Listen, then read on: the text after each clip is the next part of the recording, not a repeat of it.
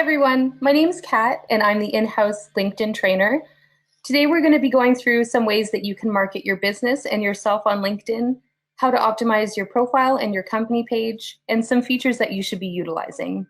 So this webinar is going to focus mainly on organic ways of marketing, but if you're interested in learning more on LinkedIn analytics, paid ads, and premium features, we will be doing a more in-depth webinar on that as well later on. So with that being said, I'm going to get started with some information on the importance of using LinkedIn. LinkedIn is the largest professional marketing site with 500 million users, at least the last I checked, and 40% of LinkedIn users use the platform daily. The site is growing in usership, and they've been adding many new features and improvement over the last couple years, and that has brought engagement up significantly and added some things that you can really benefit from for your company and for marketing yourself and your brand on LinkedIn. So I'm going to start off the webinar by talking about how you can optimize your LinkedIn company page. Starting with branding and brand recognition, there are two important visuals to be aware of in your LinkedIn company page, those being your logo and the banner image. You'll want to make sure that the branding across all of your social media channels is consistent as far as using the proper logo, messaging, and colors, and make sure that your logo is included in your profile image and that your branding colors and messaging is displayed within the banner image. You can also use your URL, or rather include your URL and central phone number in your banner image and include a call to action, a tagline, or a hashtag as well. In addition to your primary banner image, you can create a banner image to showcase an upcoming event or a product launch, or share your company culture with photos of your team and stuff that's happening around your office. And these can be switched up incrementally when you have these events coming up and when you want to showcase something new. So when it comes to your company description, it should speak directly to your prospects. And while it is perfectly acceptable practice to just transfer the About section from your website over to your company page, if you want to improve upon that and stand apart from your competition, use this opportunity to tell your story and speak directly to your page visitors. You can include some pain points experienced by your ideal clients, address how you can mend them, and speak to your company's values and expertise in this section as well. So Google will also preview up to 156 characters of your page texts. So it's important to make sure that your description leads with some powerful keywords that best describe your business, your expertise, and your industry focus in this section. As far as the content on your company page updates are where a lot of people do tend to drop the ball. So just like with other social platforms, these need to be posted at least once, but ideally 2 to 3 times per week, with content that's going to draw people to your page. And this will help keep your page relevant. You can post directly to followers of your page, or you can even sponsor your content so that it's seen by people who are not yet following your page. And a great idea for content strategy on LinkedIn is to post something that will keep people coming back to your page, like a series of 5 to 10 tips or tools, maybe a series highlighting your team members or your clients, some weekly productivity hacks, countdowns to top 10s, or any other topics that you might find fit your brand. It's a great way to link things back to your website to try and increase your traffic. You can make a special event and post quarterly or on a seasonal basis. So posting a series will encourage people to come back to see your next post. And it's also going to allow them to scroll through the past posts and see more of your content that they might not have been aware of otherwise. So make sure that in all of your content on LinkedIn that you're being helpful and informative, and try not to be salesy. At least 80% of the content that you're posting should be informative, and no more than 20% should be selling. And that's not to say that you need to have 20% of posts on your LinkedIn company page selling a product or service. It just means that you really shouldn't go over that, because that'll tend to turn people off, and then they're not going to want to come back to your page to see future updates that you have on there. LinkedIn is supposed to be about sharing expertise and learning and advice, and really just having a lot of informative posts rather than people trying to sell you things. So that's a way that you can set yourself apart as well and encourage people to continue to come back to your company page to see future updates and to learn more about what they want to hear. So moving a little bit on to building your following on your LinkedIn company page, this is something that a lot of people do have difficulty with. And some of the ways that you can do this, firstly, you need to make sure that you're posting the relevant content on your page so that people are satisfied with it and they continue to return, and they'll actually want to follow your page to see your future updates. You also want to do some cross promotion. So you can start by sharing your LinkedIn company page on some of your other platforms where you may have a lot of followers, such as Facebook, Twitter, anywhere like that. You'll also want to add an icon to your email signature, to your website, and business cards so that people are aware that your page does exist. And you'll also want to share the page to your personal profiles as well so that your connections can come over and like the page and follow it and see your updates there too. Another great way is to send out an email blast to invite people directly to follow your page and to encourage your team of employees to regularly share and engage with the content that's on your page so that people in their circles can see it as well. You can also invite your own friends and family to the page and ask them to do the same as far as sharing out your content or inviting people that they think might be interested in seeing your content. If you want to invest in building your following, there's also the option to use sponsored content. But aside from that, there really is no quick and easy trick to getting organic followers to your page. You really just have to be consistent and invest a lot of time and resources into it. It's very important on your company page to engage with your community. Make sure that if somebody comments, you reply to them right away. People are way more inclined to continue to participate with your page if you're engaging with them. So keep an eye on your analytics as well and your notifications and see how people are responding to your content so that you can adjust it accordingly. Make your updates short and sweet, encourage some click-throughs, include a simple title or an interesting image and a lead in that lets readers know what the story is about without giving it all away. And don't be afraid to ask questions, evoke people to engage with your content, but also get some feedback on what type of content they want to see. So you can post a question on your company page to ask somebody what type of advice they're looking for within your industry, or to ask somebody what they struggle with most. And generally, people will respond to those types of questions, and that increases your engagement, but it also gives you some insight into what you should do for your future posts. Any page that engages with its users tends to get a lot more engagement in return. If people are replying to your comments or your posts rather and not getting any reply from you, they're not going to want to come back and do that again. So you have to make sure that you are giving them a lot of your attention in that sense. So moving on a little bit from your company page optimization, I just want to talk a little bit about showcase pages. It is a similar feature to your company page, but it's also different in a lot of ways. So showcase pages enable you to promote certain products or services to specific customer segments. And these pages are used as an extension of your LinkedIn company page. So for example, a company like Adobe may want to have a showcase page for their Creative Cloud services to promote their specific software, and they do have that enabled. And you can treat your showcase page as a mini LinkedIn company page for that specific product. You can create up to 10 of them for your company page, but if you do require more, you can reach out to LinkedIn support and request more, and they will help you with that. And once these showcase pages are created, they're going to be shown on your company page right below your About section. So it's a way to get people to go from your company page where there might be a lot of information with only a little bit of it that's targeted towards them, and they have an option now to go to a showcase page where you might be sharing something that's more relevant to them specifically. So in the example of the Adobe page, they have their Creative Cloud page that's targeted mostly towards photographers and designers and that type of thing. So by having them come over to that showcase page, the content that they're going to be seeing will be more tailored to them, so they're more likely to visit that page more often and less likely to unfollow it if they're seeing content that doesn't apply to them like they might on the main page. One of the unique things about showcase pages is that they have unique names. So similar to a URL, there's no duplicate in that sense. So it allows you to be very specialized and also to not get your showcase pages confused with another company's showcase page. So in the website area of your showcase page, you can include a link to the corresponding product or service page of your website, and you can experiment with your content there by pinning maybe a status update to the top of your page, engaging what kind of response is received from your followers. Creating, growing, and maintaining these company pages and showcase pages takes a lot of time and resources and a lot of commitment.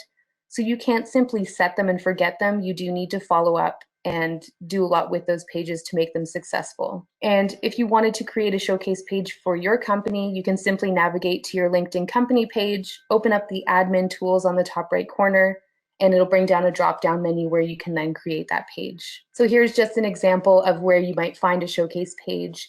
And again, just using Adobe as an example, this is their main company page. And if you just scroll down a little bit, it showcases or shows you their showcase pages there rather. So if you were to click on the Adobe Creative Cloud, it would bring you over here. And you'll notice this does look very similar to a company page, but it's just more focused. Now moving on to optimizing your personal LinkedIn profile. One of the most important things you can do when you're optimizing your LinkedIn profile, and one of the first things you should do before you do anything else, and one of the things that people often overlook, is to make sure that what you're putting out there is visible to everybody. So be sure that your posts are public. And if they're not public, people are unable to share them onto their pages. They're not going to show up in any Google searches unless you are a connection of that person. So these options to change the privacy of your posts can be found and changed in the section Edit Public Profile and URL. And under there, you would just click Edit Visibility, and you can actually customize this section to be specific about who you want to see your updates. But if you're using your profile for any marketing purposes, I would recommend just having it public. Next, you're going to want to develop a headline that goes beyond just your job title on your profile. Your LinkedIn profile headline defaults automatically to your current title and company, but you can edit that in your profile edit section. So try to make it compelling and unique. This will be the first thing that people see about you and in your specialty, industry focuses, and what you want to be known for. You can also add some past projects to your profile, accomplishments, awards, some volunteer experience, any courses that you may have completed, and anything that can really enrich your profile and show that you're experienced and that you have a well-rounded list of skills. You're going to want to use a professional headshot on LinkedIn if at all possible. A lot of statistics show that profiles with photos, and more specifically professional headshots, get a drastically increased number of views. And if you don't have a photo on your profile, people are way less likely to want to connect with you. If you have a selfie posted on your profile, it just kind of tarnishes your image of being a professional. So if you can hire somebody to take a professional headshot, that's a really great investment to make in general for your business, but especially on your LinkedIn profile so that people perceive you as being a professional. So you're also going to want to make sure that your profile is properly linked to your company page. And that way, when people navigate to your company page and click on the list of employees that's shown there, your name is going to show up on that list. This is a great way for people to find you from your company page, and also a great way for them to find your company page from your personal profile. Additionally, if someone is searching for you specifically on LinkedIn, which a lot of people do use the platform to find prospects, they might type in your name as well as your company name to try and narrow the search down a little bit and make sure that they're getting the right person. So having that set up properly will assist them in finding you and connecting with you and building that relationship. So another thing that you're going to want to update is your summary on your profile. And this is where you have really the most freedom to make a great impression on your followers, a great first impression. You'll want to begin your LinkedIn summary with a simple statement about what you do. Utilize some keywords that you want to be associated with, and add a short synopsis of your experience. Emphasize how your experience and accomplishments in your field are valuable to your prospective clients. And you'll also want to include some sort of a call to action at the end of your summary. So if you manage to capture their interests, you can then guide them towards what to do next. And this can be a link to a 15-minute phone call booking on your website, a link to your website main page, your contact page, a page that you want to highlight, or even just an invitation to connect outside of the platform. Make sure that your experience and your information sections on your profile are current so that your followers are up to date on what you're doing and what you have as your most recent information up there for them to see. If you've changed jobs recently, make sure that you archive an old job so that when someone's searching for somebody to connect with from a specific company, they'll know whether or not you are still working there and what your duties are. If you get a promotion, make sure to update that immediately. This will notify your followers, but it'll also make sure, again, that that information is up to date when people do go to search for you. If you find that your profile is looking a little bit bare, you can also try to add some new sections to highlight publications, certifications, patents, honors, awards, any important test scores that you might have had, languages that you speak, and really whatever else you think might appeal to your followers. and the position you as an expert in your field, and really just highlight some of that information that people might not otherwise know about you that's going to set you apart from your competitors. So similarly to a resume, you're going to want to put stuff on there that is really going to draw their attention in and stuff that they're going to remember you by. So moving on to endorsements and recommendations, there's generally a lot of confusion on the differences between these two features on LinkedIn, but they are very vastly different. In endorsements, basically you can include some skills on your LinkedIn profile, and this is a great way to showcase your abilities to other members. Skills can include anything from softwares that you've mastered, although don't make it basic softwares like Word programs and email and that kind of thing. It's kind of implied that you would already have knowledge of that. So anything specialized you can list as a skill. You can also list practices in the workplace that you possess, really anything that can testify to your abilities, anything that you're an expert of that you want people to be aware of. And getting other people to endorse your skills will really allow you to provide some social proof on how you manage them, and it gives your claims some weight. So if you are well versed in a certain software, getting people that you work with or people that you've had as clients to endorse that will just prove to your readers and your followers and potential followers that you're not just making an empty claim, that people are actually backing that up and saying, yes, this person is an expert in this software, or yes, they do possess this skill. It's up to your connections to give you your endorsements, but you can solicit them by asking through a direct message or by endorsing some of the skills that your connections have on their profiles as well. And that'll encourage them to return the favor and to come over to your profile and in turn endorse some of your skills too. I would definitely suggest asking your colleagues and your team members to endorse you for some of your skills. People are way more inclined to take the time to do something if you approach them about it. And your skills can be managed from the edit profile section. So that's where you can add them and you can remove them if they're no longer relevant and that type of thing. So moving on from endorsements, recommendations are, as I said, vastly different, but they fall into the same category as just basically giving some social proof that you are somebody that we would want to hire or that we would want to connect with or who's an expert in your field. So recommendations are different than endorsements, but they can be coupled with them to further show proof of your expertise. And you can request a recommendation formally from a colleague or a client on LinkedIn by navigating to their profile, selecting the More icon next to their name, and then selecting Request a Recommendation. And you can add a note in there as well. And once your recommendation has come back from them, you can even request revisions. And you also, of course, always get the option to approve these recommendations before they're listed to your LinkedIn profile. So recently, LinkedIn has made some improvements on their mobile app. And having the ability really to access your LinkedIn profile remotely is a huge benefit.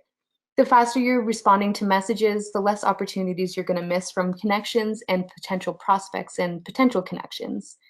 So LinkedIn does have a pretty great mobile app that allows you to do most of what you can do from the desktop site with just a few exceptions. The major things that are missing from the LinkedIn mobile app are the analytics and the ability to use LinkedIn Publisher feature. Additionally, some features available in LinkedIn require downloading additional apps to use. So for example, LinkedIn Groups, Sales Navigator, LinkedIn Learning, and the Recruiter feature, these all have their own separate apps to download. So if you are going to download all of the apps, just a recommendation to make a folder on your phone and store them all there, at least until they're able to come up with one app that provides you access to everything in place of these. So one thing, however, that you do have exclusive access to from the app that you're not able to access from your desktop is the ability to upload videos directly to LinkedIn.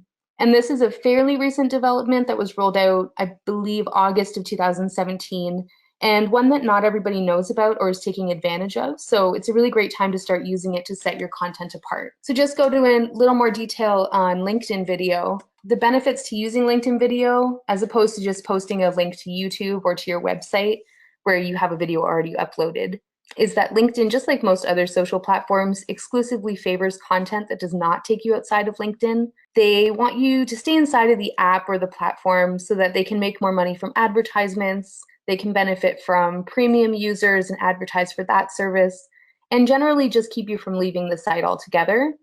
They really want you to, spend as much time as you can on there. And as a result, they do favor content that is native to LinkedIn, like LinkedIn publisher posts as opposed to blog posts, and photos uploaded directly to the site as opposed to photo links, and of course, native LinkedIn video rather than something that's stored on another platform. So it's no secret, obviously, that video content on social media platforms does get more engagement and is shared more often than other content. So I'll just go into a little bit of detail on how best to use LinkedIn video, especially for marketing and business purposes. So simply to access the feature, first of all, as I mentioned before, you do have to be using the mobile app, and it is pretty straightforward. So on the home page of the app in the top right corner, you'll see two icons, and one of them is a camera and the other is a video icon. And if you don't see both of these icons, you may just need to update your app. If you haven't updated it recently, you probably won't have this feature available, so just make sure that it is always up to date. And if you click on either of these icons, and be sure that you've given the app access to your camera as well, a page will open up with the options to either take a new photo, take a video, or upload something that's already been recorded that would come from your camera roll or one of your albums. So when posting your videos, make sure that you're adding links to the description, tag people if you mention them, and use hashtags if it is relevant. So if you're attending an event and they have a specific hashtag that they use, do include that in your video, and that way other people at that event can find that video, and then, of course, if they've met you there, they'll want to connect with you as well. You can also include some talking points in the description to encourage people to watch, so just to let them know what the video is about. And again, without giving away too much, just sort of give them a little brief overview of it. Videos, of course, as well. 3 minutes is ideal for a video, just so that you're not losing attention from somebody, but it's also long enough that you have time to go through and make it valuable for them. So some uses of LinkedIn video. You can pre-record a professional video and have it edited as well. And this can be used to showcase your products or services or share a client testimonial, just that kind of thing.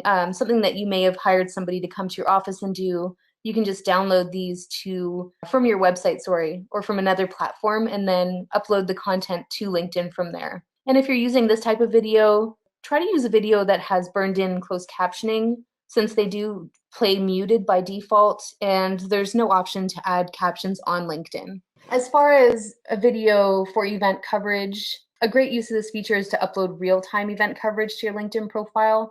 So if you're speaking at an event and you'd like to show your followers maybe a little snippet of that, or if you just want to let people know that you're attending, that you're there, maybe start a conversation with other contacts that may be at the same event, show people around with the video and upload it immediately. So you can tag other users when you post the video again, or add relevant hashtags that are specific to that event so that your content does show up when people search for these hashtags. If you want to use a video to share more about yourself, you can upload maybe a short biography, tell your story. People really love getting an inside look into you and your company, and video is a great way to tell that story. So you can even go around the office and introduce some of your team members. Make sure to tag them in your description when you upload the video so they're notified, and they have the option to then share it with their circles as well. Another use might be posting some productivity hacks, some tips, some question and answers, and content that, again, like we said before, would be reoccurring and valuable to your followers to keep them coming back for more and make them more inclined to click on your future videos. Another feature, of course, that you can use is posting some sort of an interview. So if you were to interview a client or maybe a staff member, share their experience with your company and give some social proof to your followers as well. There's really infinite ways to utilize video. So just keep in mind what your viewers may want to see. Always make sure that you're being professional, but don't be afraid to also be personable and share some content that showcases your company culture. You are allowed to have fun while you're maintaining a professional image. Just make sure that you have a plan for your video so it doesn't end up kind of going off the rails and losing focus on what you wanted to cover. Another use as well, is short form video. So this can be 15 seconds or less, just to show a really quick hack or a product. So maybe if you're doing something every Tuesday where you share, I don't know, a technology tip or something to that effect, or a life hack, just posting that consistently and making it a very brief video will encourage people to click on it again. So moving on past the video section, LinkedIn groups. So you want to be sure to find and join active LinkedIn groups that match your location or your industry, and use them really as an opportunity to share valuable content and to network with other professionals. As far as content goes, try to make sure that you're not selling in these groups or you really won't see a lot of activity. And if you find a need that isn't already fulfilled by a LinkedIn group, you can even try creating a group yourself. Just know, again, like we mentioned before about the company pages, that it is a lot of work to build membership, and this isn't the type of thing that you can really set and forget. So you're going to want to send out maybe an email blast inviting people to the group, invite all of your contacts that might find it useful, and really make sure that people are getting a lot of value out of what's posted there. That's really important because LinkedIn groups especially, people don't want to see people selling in there. It's mainly just to position yourself as an expert in your field, keep your name on people's minds, and build some really valuable relationships that you can then turn into maybe prospects or get some referrals from those people down the line. So I'm just briefly going to touch on analytics here. You really want to pay close attention to the data that you're gathering from LinkedIn and adjust your posting schedule and content accordingly.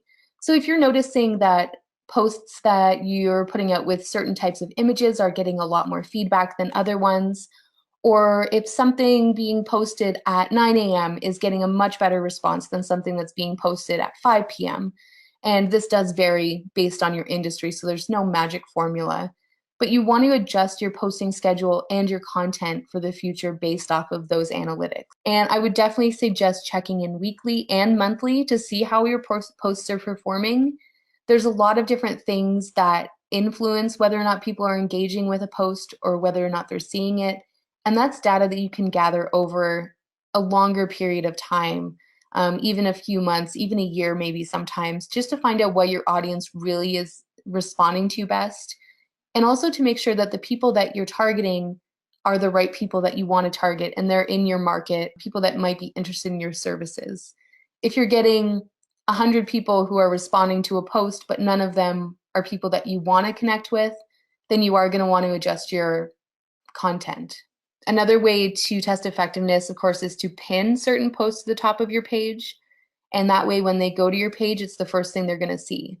So you could have a certain post pinned to the top of your page for a month and examine the analytics afterwards and see, okay, 300 people saw this post, but only one person engaged with it. So what can I change about that to make it better? Use the data from your analytics to establish a baseline target and then create some short-term and some long-term goals to work towards as far as getting engagement and getting people to share your posts or getting them to contact you.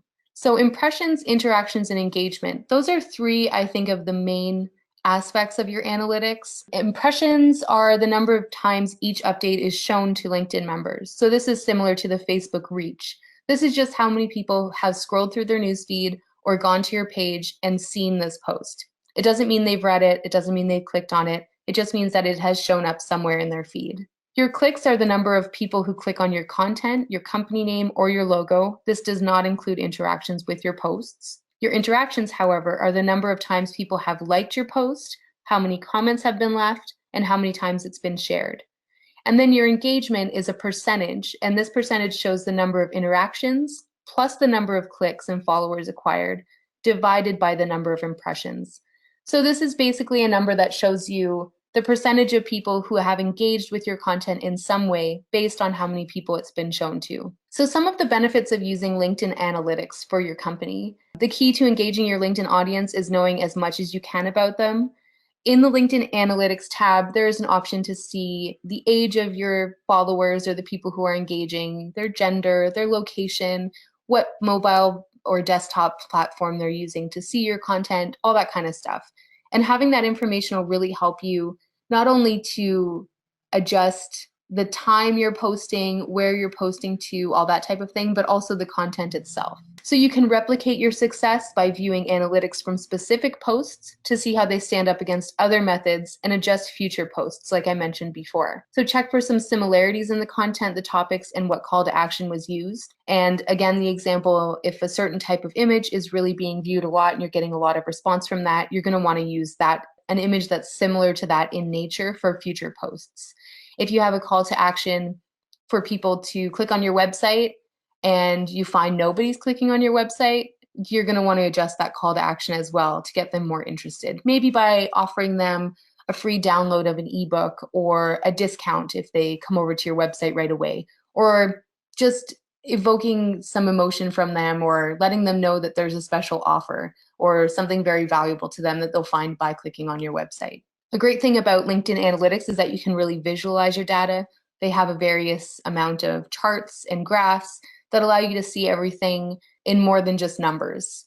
And to find out what your demographic is responding to your content and target them via LinkedIn ads, analytics are great to find out exactly who you're hitting now and who you're not hitting, more importantly, so that if you are doing a LinkedIn ad, you're going to know who you want to target with that ad.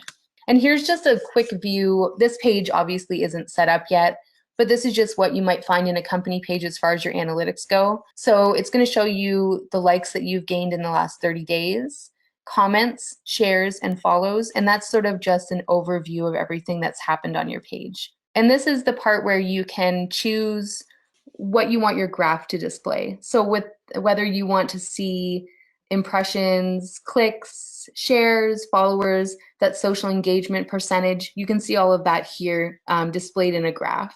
And obviously this is empty again, but this is going to show your most recent posts and how people have responded to them. And this section is very, very useful as far as targeting your future content. So under update name, it'll just show maybe the title of the post that you shared. It'll show the date that it was shared, how many followers you acquired while that post was up, impressions, clicks, engagement, all of those things that we talked about before.